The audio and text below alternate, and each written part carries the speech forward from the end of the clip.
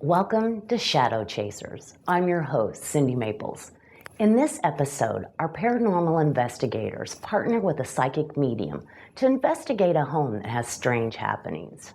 She saw some apparitions and family members, and some she didn't know who they were, and she wasn't afraid. She was just, there were people there. Usually it happened in her bedroom. A home that's been in the same family for nearly 100 years has its share of secrets, as well as visitors from the beyond. We got cold in here real quick. Huh? We got cold in here real quick. Yeah, I'm feeling it too.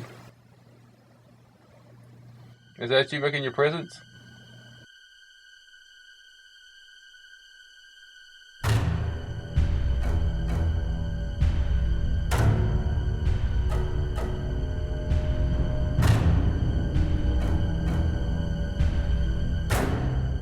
As the team begins their investigation, they discover clues that something is amiss.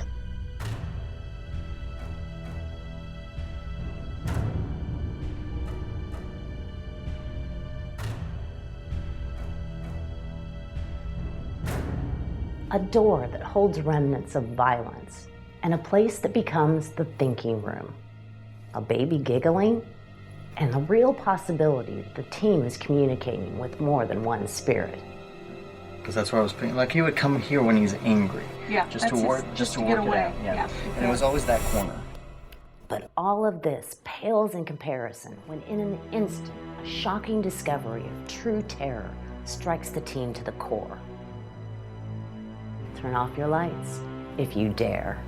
Do whatever you must to prepare yourself for the story we're about to share. In this paranormal investigation, you'll discover what it's like to slip deeper and deeper into the unknown.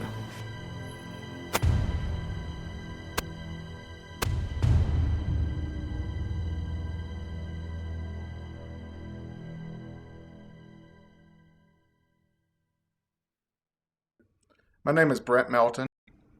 Well, a couple of years ago, Chris Gibson called me up and asked me if I would help found a group. Chris and I have been longtime friends since we were young children, growing up in Henderson, Kentucky. And I was like, sure, why not? Hi, I'm Theo. I'm a psychic medium. I'm a sixth-generation psychic from Greece and moved to Florida when I was 5 years old. And then now I'm based in Indiana. I have over 20 years of experience, and I've done several police cases. I have a regular clientele that come and see me, and I also do paranormal investigations. With each new investigation, there's something new that pops up. You never know if there is going to be paranormal activity or if it's just something for us to debunk. Usually I get feelings, I get sensations. Usually the spirit, when they contact me, either gives their story or what's going on with them, why are they still around. Sometimes they're just unfinished business that they need to take care of, or they're attached to certain items in the house, and they're very protective of them. They feel it's like somebody invading their space. Can you give us a brief description or background of this house and how long it's been in your family? Yes, it's been in the family about 96 years. My grandfather bought it in 1918, and he met Grandma, and then my mother was the first child. She was born in 1922, and there were 5 kids. And during the Depression, my grandfather's parents, my great-grandparents, moved in with them, because back then it was very difficult, to survive. And so 9 people lived in this house back during the Depression. And my grandfather was fortunate because he was a musician, and that's how he fed his family. Of course, they had a garden and everything. They self-sufficient, and they would can their foods and everything and live, here in the house. And a lot of happiness and a lot of sadness in this house, so. But my grandmother died in '93, and then my parents bought the house to keep it in the family, and they lived here, and then Mom just passed away in January of this year. And there's only one surviving sister, and that's the youngest, my Aunt Shirley, at this time. Yeah, but it's got a lot of character too. So my grandparents, my grandmother and my mother pretty much took care of the house as best they could. How long have you lived in this house yourself? I moved here in May, and I was renting a home, and I thought I would live here and you know, keep up the house the best, and then sell the house, you know, when I can. So The experiences that we have heard about, when did they first start coming to manifestation? I'd say the end of June, and one time the neighbor came over, and he was looking at things I had.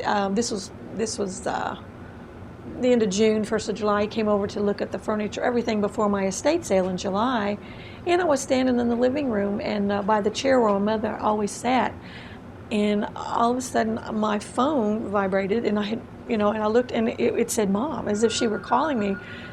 She was very mad at this gentleman before she passed, so it was like, get him out of my house. That's the only way I could take it. And then it happened twice, you know, and he was laughing too because I told him, you know, and he knew, you know, the animosity and stuff. But she was kind of paranoid at the time when she died.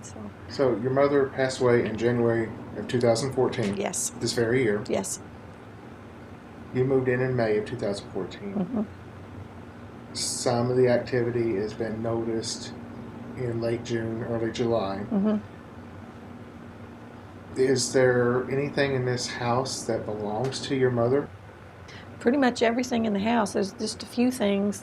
You know, I had everything in storage, and which after the estate sale, I brought my things here. But the majority of everything here is mother's. Yeah, mother's and her mother's even. You know, from the past. Before we do an investigation, especially when our team is together, lead us into a prayer before we go into the home or the cemetery or wherever we're going to. You have to understand that there could be possibly something going on. And when we are finished, I say a prayer, say the Lord's Prayer afterwards, and we all hold hands in a circle and, you know, ask that whatever spirits or paranormal activity is going on to please stay where they're at, and, you know, with God's blessing, we are able to kind of help put clients at ease, and sometimes even ourselves. Has your mother, prior to her passing, has she experienced anything herself? Has she said anything? Possible experiences? Yes. Years ago, I can't remember the latest, but she did say she saw some apparitions and family members, and some she didn't know who they were, and she wasn't afraid. She was just, there were people there. Usually it happened in her bedroom when she was asleep, when she was waking up, or, you know, in fact, in the night she'd get up to go to the restroom or something, and she would actually see, you know, apparitions, you know, of someone. Coming back to the house, and I know it's been in your family since 1918. Mm-hmm. Do you know any of the history before when the house was exactly built, or was it built specifically for your family? No, it was built in 1906, and I think there were either one or two before my grandfather died. I know at least one before he died, and the second one, that's not lived here very long because Grandpa bought it in 1908. But his brother lived across the street, Right. my grandfather's, and told him about the house, and that's how he came to know about it. He came to know about it. It was, and then he moved across the street here, and he wasn't married yet. And then he met Grandma, and you know, they moved in here. Well, ma'am, this is going to be my last question. Okay. How do you feel being in this house? I know you have speculation of how others feel when they first walk in, Mm-hmm. but how do you feel being here, living in this house? It's very peaceful. There's nothing that has, myself I've seen, but I don't know, the memories, of course, of Mom I'm going to have because I'm living in her home and sleeping in her room and everything, but it's just, you know, it's a very nice, serene place to live, and, you know, I have You know, I like it. I don't have anything that has bothered me, you know, here at the house. Right. But it's just a lot of history here, and I guess you know, going through all the pictures and everything, I think it reminds me of what really happened in this home, and remembers of when I was a little girl. I used to come here a lot, and that's kind of special.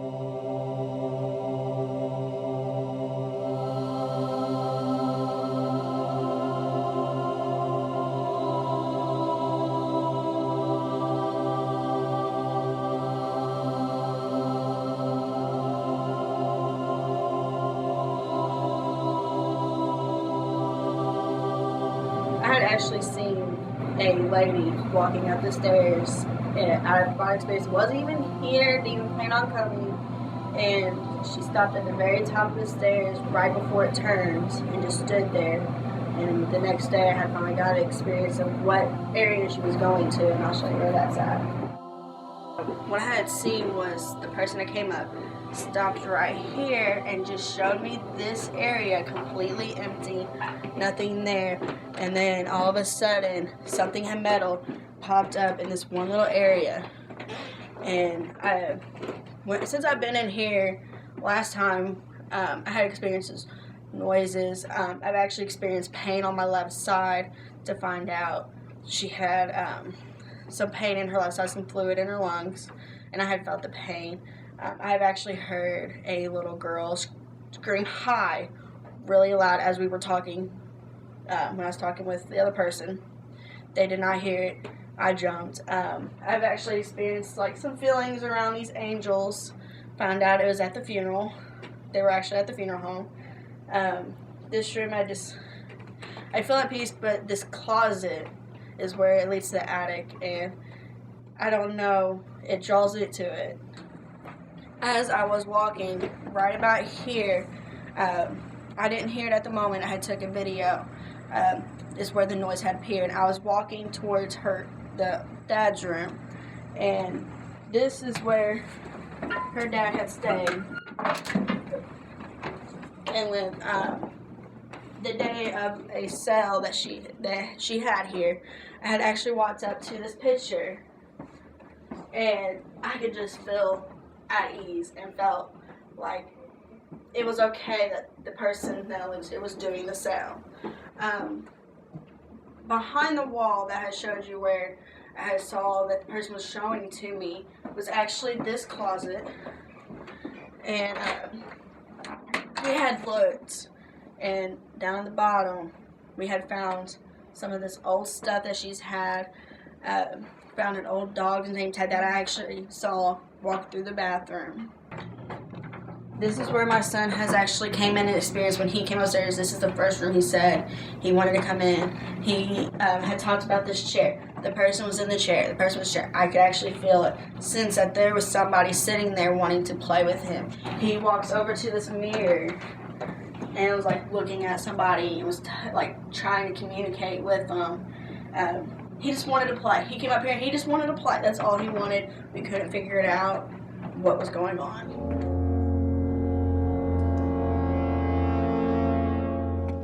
And that's where they showed me, is this area. But they lead to the cellar, is where these two spots open up to. Right. This is where the coal. So They had a Is this stove hers? here. was it your coat? These are all my things. Yeah. So From there over is mother's.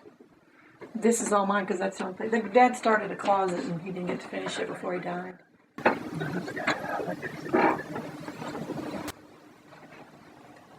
So this is your mother's things here? Dad and mother's. Mm-hmm. Okay. What was your father's name? Jack. Jack. Miss Margaret, Mr. Jack, if one of you are here in this room, will you please let us know somehow? Turn the little blue light off on the gadget that's in my hand. It's called a static pump. Can you let us know that you are here?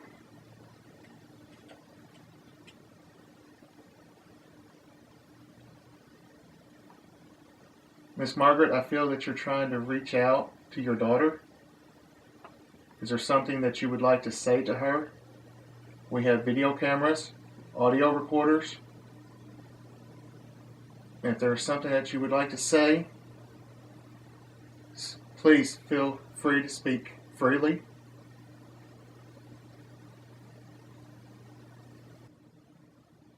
Is there something that you want your daughter to keep?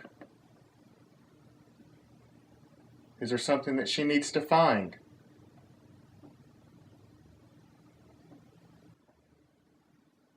Is there somebody here besides Jack or Margaret?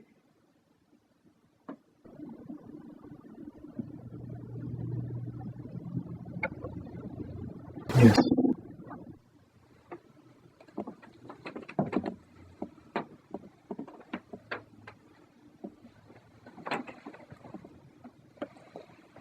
I'm getting a strong pull to the closet. To the closet?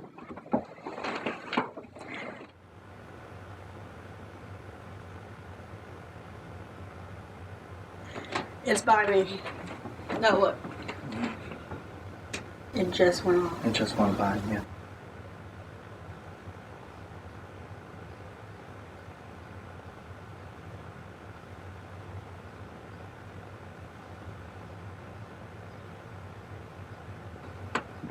Is there something in here?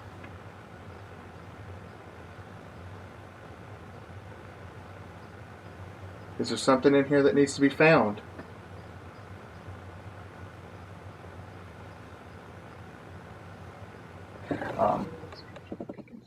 She was in that vicinity when we were over here. There's also a child with her. Very close to her, or follows her everywhere. In the other room, I heard a baby cry.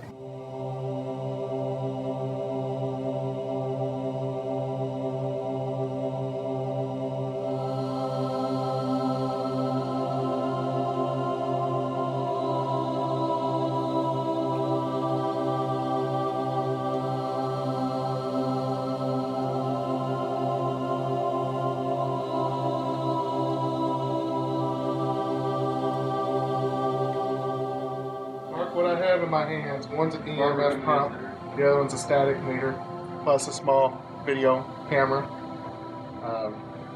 The little blue light on the static pump here in the front, if it goes out, there's something nearby. The blinking light on the EMF pump is supposed to allow energy from the other world to manifest closer to us. What Chris and I are doing, we have talked a little bit. We've asked the spirit, in case it's possibly the mother of the owner of the house. We have checked out these two rooms, trying to kind of keep an eye on Chris at the same time. I kind of saw something with the corner of my eye. I could have sworn somebody was walking up the steps. I looked at the door, there's someone up there. The light from that front door that's coming in, it's a good play. I've seen a few things, but I've chalked it up to the light from the outside. And we also had some readings over here coming from the lamp. So it could be just not as high as some of the things I saw in here. But it could, it's clear enough to mess with your mind. You can see, it can cause you to have you can see things with your mental prayer on. You can cause you to be sick, nauseated. What are your thoughts on old houses when it comes to electrical? Say, an older house compared to today's standards and the insulation of the wiring. If they have a lot of bad wiring, that could cause you to have side effects from being dizzy, nauseated, irritation to the skin, different things like that. It's like a fear cage, and in order to that, it'll make you see shadows and stuff like that. So what you got to do is you get you somebody in there to fix all that, get you out of that fear cage. Because if you're real sensitive to stuff like that, you're gonna have to step outside, or you're gonna be tripping pretty bad.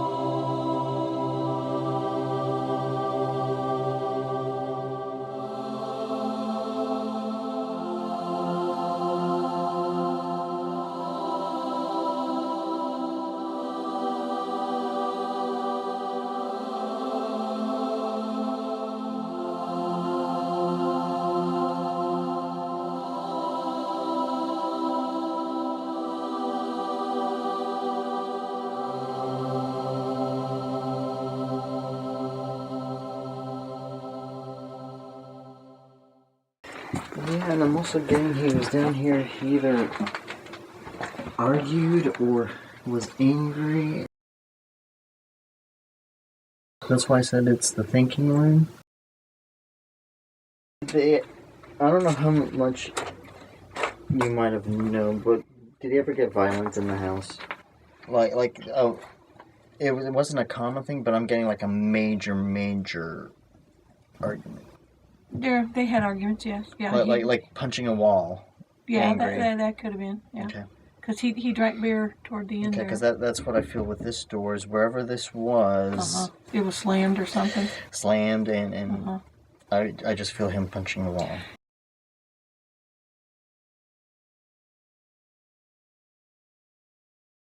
Because that's what I was thinking. Like he would come here when he's angry. Yeah. Just to work get away. it out. Yeah. Exactly. And it was always that corner.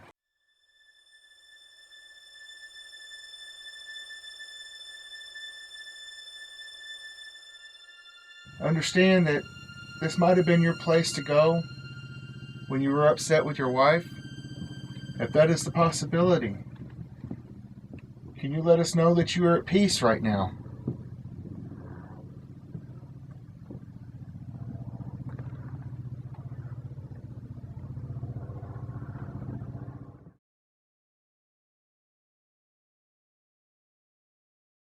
It came right over there. The person was in here.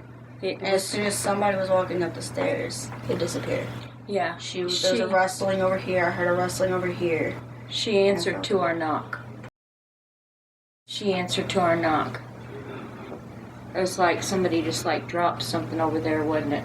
Yeah. And then there was a thing showing on here. I heard rustling. It was there. She's here. The blinking red light on the left is the EMF pump. The blue light is a static meter. Chris has 2 flashlights, an audio recorder. If there's any spirits here with us, if you wouldn't mind, could you turn the flashlights on for us? Any flashlight you want. All you have to do is twist it back up to the right, and it's just a flashlight. It's not going to hurt you in any way. We're just trying to document your presence. Let us know that you're here.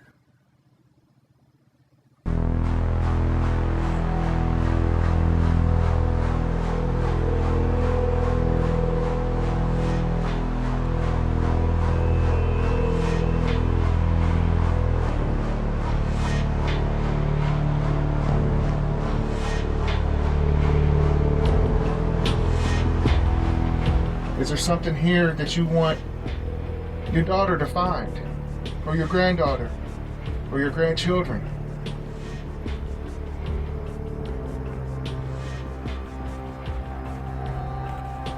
Is there anything down here that you're attached to that you might want to move around, make some kind of a sound?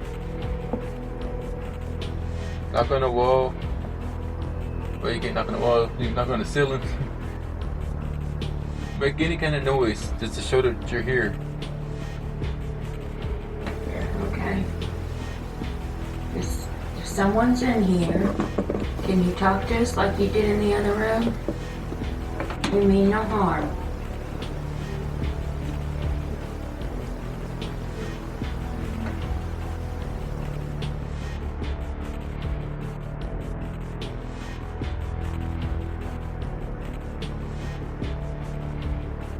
Is there something that you're afraid of? Is there something afraid that will be found that you don't want found? Is there something that you do want found? Is there something that we need to know?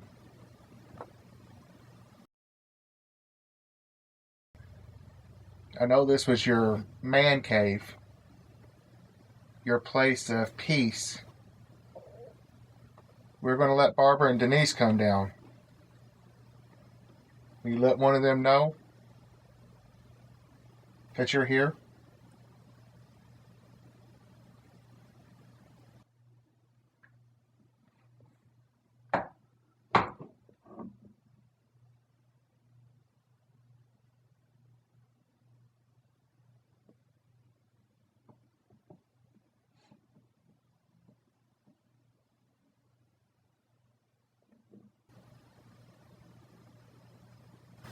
cold in here real quick. Huh? I get cold in here real quick. Yeah, I'm feeling it too. Is that you making your presence?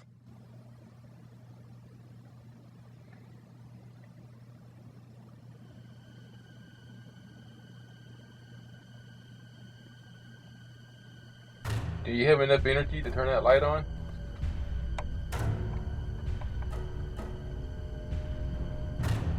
The EMF pump that is blinking with a little red light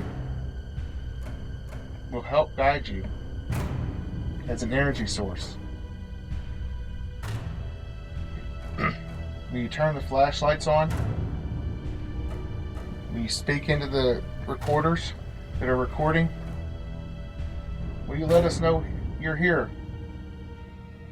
And the blue light will go out on its own. Are you standing in front of me right now? If you are, you can touch me.